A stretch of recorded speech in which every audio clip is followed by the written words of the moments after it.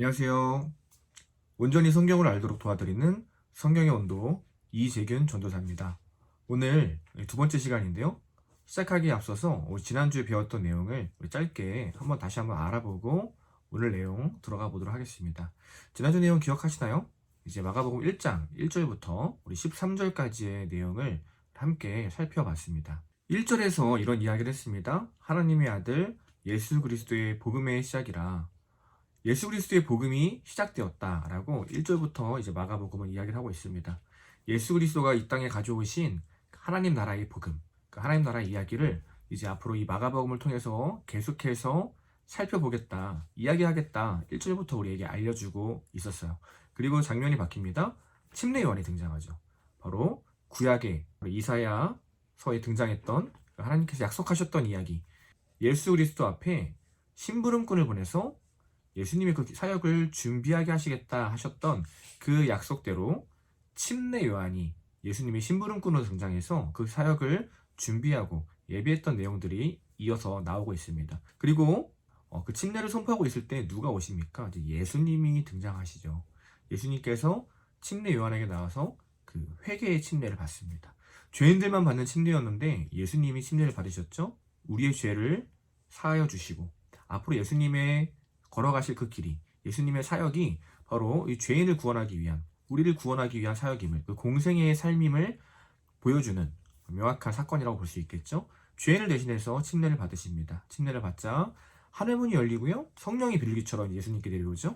그리고 하나님께서 기뻐하시면서 말씀하시죠. 너는 내가 사랑하는 아들이다. 내가 너를 기뻐한다. 그러면서 예수님이 걸어가실 그 길, 예수님이 맡은 그 사역을 굉장히 기뻐하시며 예수님을 누구보다 사랑하시며 그 사역을 응원하시고 함께 하시는 하나님의 모습 우리가 살펴봤습니다. 그리고 또 장면이 바뀝니다. 성령께서 예수님을 광야로 이끌고 가시죠. 그곳에서 40일간 시험을 당하셨어요. 하지만 그 시험을 어떻게 하셨다? 예수님이 승리하셨습니다. 이걸 통해 알 수 있었던 것도 무엇인가요? 예수님께서 우리의 삶의 모든 시험을 이미 다 승리하셨죠. 이기셨죠. 이 땅에 하나님의 나라의 왕으로 오셔서 이 모든 시험과 모든 죄와 모든 사망을 이기시는 그 예수님의 능력과 예수님의 위엄과 예수님의 그 사역을 바로 보여주는 사건이었다고 우리는 볼 수 있을 것입니다. 그리고 이제 내용이 끝났어요. 그리고 이제 이어지는 내용입니다. 오늘 우리 함께 볼 내용, 바로 마가복음 1장 14절부터 20절까지의 내용인데요. 우리 지난주와 마찬가지로 함께 본문을 저와 함께 읽고요. 이제 함께 한 절 한 절 나눠보도록 하겠습니다. 이 밑에 자막이 나갈 거예요. 함께 저와 함께 한 절 한 절 읽어보도록 하겠습니다. 요한이 잡힌 후 예수께서 갈릴리에 오셔서 하나님의 복음을 전파하여 이르시되 때가 찼고 하나님의 나라가 가까이 왔으니 회개하고 복음을 믿으라 하시더라. 갈릴리 해변으로 지나가시다가 시몬과 그 형제 안드레가 바다에 금을 던지는 것을 보시니 그들은 어부라. 예수께서 이르시되 나를 따라오라. 내가 너희로 사람을 낚는 어부가 되게 하리라 하시니 곧 그물을 버려두고 따르니라. 조금 더 가시다가 세베대의 아들 야고보와 그 형제 요한을 보시니 그들도 배에 있어 그물을 깁는데 곧 부르시니 그 아버지 세베대를 품꾼들과 함께 배에 버려두고 예수를 따라가니라. 아멘. 네, 오늘 본문 함께 읽어봤습니다. 짧은 본문인데요. 두 개의 문단으로 나눌 수 있을 것 같아요. 14절에서 15절까지 그리고 16절에서 20절까지의 문단으로 나눠볼 수 있을 것 같습니다. 네, 첫 번째 문단 함께 볼까요? 14, 15절인데요.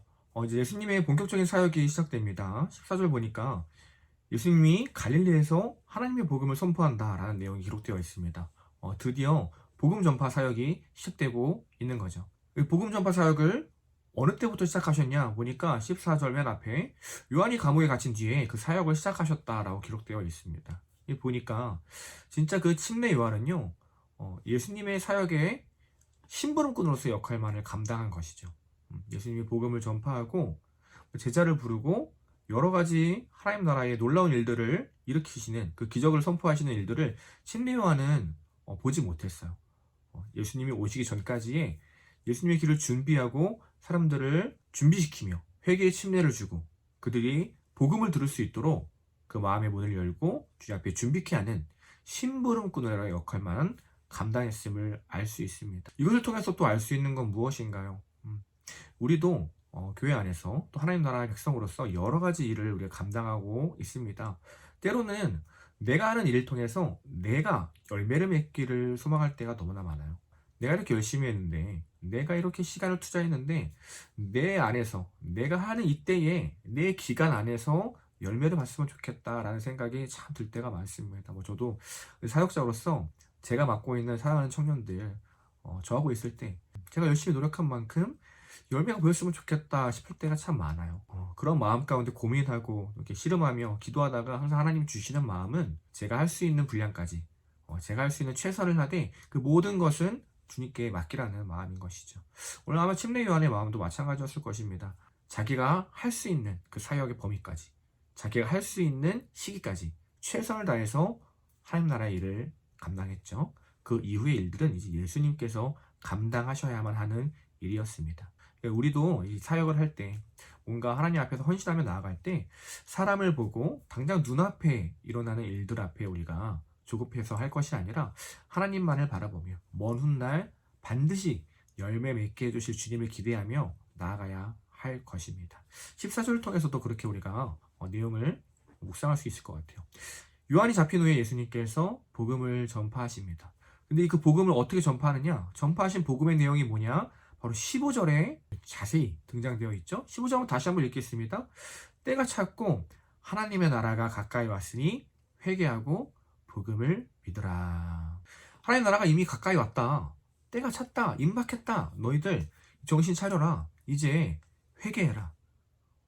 이전에 살던 삶을 끌어내고 세상의 나라에 속해서 살던 너네들의 가치관을 이제 버리고 그것이 잘못됐음을 인정하고 하나님 나라의 백성으로서 하나님 나라의 가르침대로 주님의 뜻대로 그것을 순종하며 주의 백성으로 살아라. 회개하고 돌아와라. 하나님의 백성으로 나를 믿고 하나님을 붙들고 하나님의 백성으로 살아라. 말씀하고 계시는 것입니다. 이것이 바로 복음의 내용이겠죠. 가장 핵심적인 내용은 무엇입니까? 바로 회개하고 복음을 믿는 거예요. 회개해야 복음을 믿을 수 있는 것입니다. 이전의 삶을 끊어내는 거예요. 주님께 돌아오는 거예요. 두 가지 삶을 같이 병행하는 삶이 아니라 하나의 삶을 온전히 끊어내고 새로운 삶을 사는 것입니다. 그것이 바로 회개죠. 이전에 죄인된 삶을 끊어내고 예수 그리스도를 내 삶의 주인으로만 모셔드리고 내가 주님의 가르침대로 살겠습니다. 주의 백성으로 살겠습니다. 그동안 내 힘으로 내 계획으로 열심히 살았다면 이제 주님께서 내 삶의 주인이시고 나를 위해 모든 것을 이루셨음을 믿고 그것을 받아들이며 겸손하게 매일의 삶 가운데 주님 앞에 순종하며 살겠습니다. 라는 내용인 것이에요. 이 복음의 내용, 날마다 주님께서 우리에게 선포하시는 내용입니다. 회개하고 복음을 믿어라. 재균아, 회개하고 복음을 믿어라. 오늘도 회개하고 복음을 믿어라. 하나님 나라의 백성으로 살아라. 우리에게 말씀하시는 내용이죠. 드디어 예수님께서 복음을 선포하셨어요. 그리고 이어지는 두 번째 문단입니다. 16절부터인데요. 16절부터 20절. 바로 제자들을 부르십니다. 오늘 알 수 있는 예수님의 사역의 두 가지 특징이에요. 첫 번째는요, 복음을 선포하십니다. 그리고 두 번째는 제자를 부르세요. 복음을 선포하고 제자를 부르는. 하나님 나라를 선포하시고 그 하나님 나라에 자신의 백성들을 초대하는 예수님의 모습을 볼 수 있습니다. 이어지는 16절 볼까요? 예수님이 갈릴리 해변을 거닐고 계시다가 사람을 발견합니다. 바로 시몬과 그 동생 안드레죠. 여기서 시몬은요, 우리가 잘 아는 베드로예요. 베드로와 그 동생 안드레를 발견하시고요. 그들에게 말씀하십니다. 뭐라고 말씀하십니까? 17절이죠. 나를 따라오라. 내가 너희를 사람 낚는 어부로 만들어 주겠다. 어떻게 말씀하십니까? 나를 따라와라. 내가 너희를 사람 낚는 어부가 되게 해주겠다라고 얘기하시는 거죠. 이들은 지금 갈릴리 해변에서 열심히 그물을 걷고 자신의 그 일들을 마무리하고 있던 어부였어요. 그런 어부에게 예수님께서 말씀하시는 거죠. 나를 따르라. 내 제자가 되라. 그리고 그 부르심을 들은 제자들의 모습 어떻습니까? 성경을 보니까요, 고민했더라. 그 둘이 잠깐 얘기했더라. 잠시 집에 가서 몇 날 며칠 월해를 감싸고 고민했더라. 이런 얘기가 없어요. 어떻게 얘기하냐면요, 바로 주를 따랐더라 라고 오늘 성경은 기록하고 있습니다. 중요한 것은요, 예수님이 부르시자 그들은 응답했다라는 것이에요. 예수님 부르십니다. 그리고 제자들은 응답했어요. 지금도 마찬가지죠. 주님은 우리를 부르십니다. 매일 삶 가운데 우리를 부르세요. 제자로 부르시고요. 자신의 백성이 되기를 오늘 하루도 말씀 가운데 순종하며 주님의 제자로 살기를 원하시고 우리를 부르시죠. 그 부르심 가운데 우리가 해야 할 일은 무엇입니까? 바로 응답하는 거예요. 따라가는 것입니다. 모든 그물을 내려놓고 내가 꼭 쥐고 있었던 모든 가능성, 내가 집중하고 있었던 세상의 가치관, 나의 바램, 주님 외에 내가 바라보고 있던 여러 가지들 내려놓고 지금 즉시 당장 주님을 따르는 것이죠. 이 이후에도요, 똑같은 내용이 반복되는 거예요. 19, 20절. 둘을 이제 제자로 삼으시고 조금 더 가시다가 보니까 또 다른 어부들이 등장합니다. 누굽니까? 세베대의 아들 야고보와 그 형제 요한이에요. 야고보와 요한. 마찬가지로 이제 어부였습니다. 이제 그들도 이제 배에서 그물을 막 걷고 있는 거예요. 그런 두 어부에게 동일하게 말씀하십니다. 나를 따르라. 내가 너희를 사람 낚는 어부가 되게 해주겠다. 이 동일한 부르심 가운데요, 재밌게도 이들도 마찬가지로 고민하지 않습니다. 즉시 자신의 가족과 모든 재산과 모든 그물, 배를 내려두고요, 주님을 따르기 시작합니다. 여기서 강조하고자 하는 것은 무엇입니까? 가족을 버려라, 재산이 중요하지 않다, 이런 이야기를 하는 게 아니겠죠. 무엇보다 주님의 부르심 가운데 즉시 순종할 수 있어야 한다. 그것이 바로 오늘 이 본문을 통해서 우리에게 말하고 있는 강조점일 것입니다. 우리 삶에 좀 적용을 해볼까요? 예수님이 우리에게 여러 가지 말씀을 하십니다. 매 순간 우리 삶에 찾아오셔서 말씀을 하세요. 주일 설교를 통해서 우리 각자에게 필요한 은혜와 말씀을 주십니다. 여러 가지 마음이 들어요. 은혜를 주세요. 아, 내가 또 어떻게 살아야겠구나. 이웃을 사랑해야겠구나. 이번 한 주, 올 한 해 더 주님을 붙들고 말씀 가운데 살아야겠구나 라는 마음을 주십니다. 근데 우리는 어떻게 반응하나요? 그 즉시 순종하고 나가나요? 때로는 우리는요, 주님이 그 부르심 가운데 그 즉시 순종하는 것이 아니라 나중에 좀 미뤄두고 거리를 두고 시간을 두고 나아갈 때가 너무나 많은 것 같습니다. 제자의 삶은 그것이 아니라는 거예요. 주님이 부르실 때, 주님이 말씀하실 때 순종하는 거예요. 할 수 있어서 순종하는 것이 아닙니다. 주님이 말씀하셨기 때문에 순종하는 거예요. 이웃사랑이 쉽지 않죠. 하지만 순종해보는 거예요. 그리고 기도하는 거죠. 하나님, 주님께서 말씀하셔서 순종합니다. 근데 너무 밉습니다. 너무 힘듭니다. 그렇게 하나님께 기도하는 거예요. 순종하는 마음으로 그 마음 붙들고 있는 그대로 정직하게 기도할 때 주님께서 어떻게 하십니까? 그 마음 위로해 주시죠.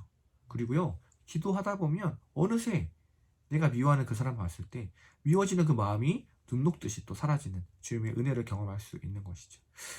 주님과 제자의 관계가 바로 이런 것이에요. 주님 말씀하실 때 난 다 알 수 없습니다. 난 다 볼 수 없어요. 그렇지만 하나님이 우리를 붙드셨다는 것은 우리를 계획하시고 우리를 책임지신다는 뜻이겠죠. 그것을 믿고 나아가는 거예요. 그걸 믿고 순종하는 것입니다. 그것이 바로 오늘 본문을 통해서 또 우리에게 알려주는 또 귀한 적용점이라고 볼 수 있겠죠. 네, 오늘 본문 14절에서 20절까지 함께 살펴봤습니다. 처음 14, 15절은요, 예수님이 본격적으로 사역을 시작하시는 내용이었어요. 바로 하나님 나라의 복음을 선포하셨습니다. 때가 찼고 하나님 나라가 가까이 왔다. 회개하고 복음을 믿어라. 하나님 나라가 이 땅에 왔으니 이제는 세상 나라에 살던 너희들 회개하고 하나님 나라로 들어와라. 하나님 나라의 백성이 되라. 우리를 그 나라에 초청하십니다. 복음을 선포하시죠? 회개하고 복음을 믿어라. 이어지는 예수님의 두 번째 사역은 무엇입니까? 회복된 그 하나님의 나라, 선포된 하나님의 나라에 자신의 백성들을 부르시는 거예요. 제자를 삼는다. 단순히 예수님의 일을 돕기 위한 제자가 아닌 거죠. 하나님 나라의 백성을 부르시는 내용인 것이죠. 예수님께서 어부들에게 말씀하십니다. 나를 따르라. 내가 너희를 사랑하는 어부가 되게 해줄게. 그때 그 제자들은요, 고민하지 않고 아멘 하며 즉시 순종했다.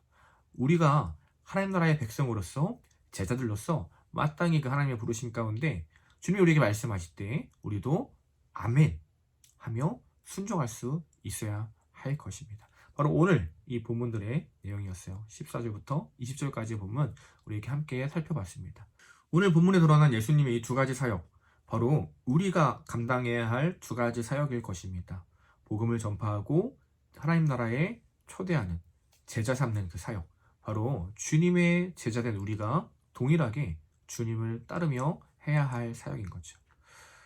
복음을 분명히 알아야 할 것입니다. 그리고 우리가 알고 있는 그 복음을요, 담대하게 전할 수 있어야 할 것이에요. 그리하여서 그 복음 선포를 통해서 우리 이웃들을 전도하고, 단순히 교회에 앉히는 것이 전도가 아니겠죠. 전도라는 것이 도를 전한다는 거잖아요. 복음을 전하는 거죠. 복음을 전해서 그들이, 세상 나라에 속했던 그들이 하나님 나라의 백성으로서 새로운 삶을 살 수 있도록 우리가 진짜 이 기쁜 소식을 전하는 것, 바로 주님의 제자로서 우리가 해야 할 사역일 것입니다.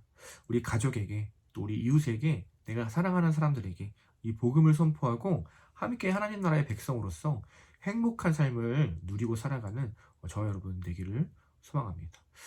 네, 오늘 본문 14절부터 20절까지 한 문장으로 한번 요약해보면, 예수님이 하나님 나라의 복음을 선포하시고 제자를 부르셨다. 예수님이 복음을 선포하시고 제자를 삼으셨다라고 요약해 볼 수 있을 것입니다. 예수님의 사역을 가장 압축적으로 요약해주는 한 문장이죠. 바로 우리가 붙들고 살아가야 할 한 문장입니다. 복음을 전파하고 제자 삼는 삶. 저와 여러분이 그렇게 주님이 사셨던 그 삶처럼 함께 걸어가는, 동일하게 꿈꾸며 살아가는 주님의 귀한 제자들, 주님의 천국 백성들 되기를 소망합니다. 다음 주에는 21절부터의 내용을 함께 볼 건데요. 하나님의 나라가 어떤 나라인지, 하나님 나라에서 일어나는 여러 가지 일들에 대해서 우리 함께 살펴보도록 하겠습니다. 오늘도 함께 해주셔서 감사합니다. 다음 주에 만나요.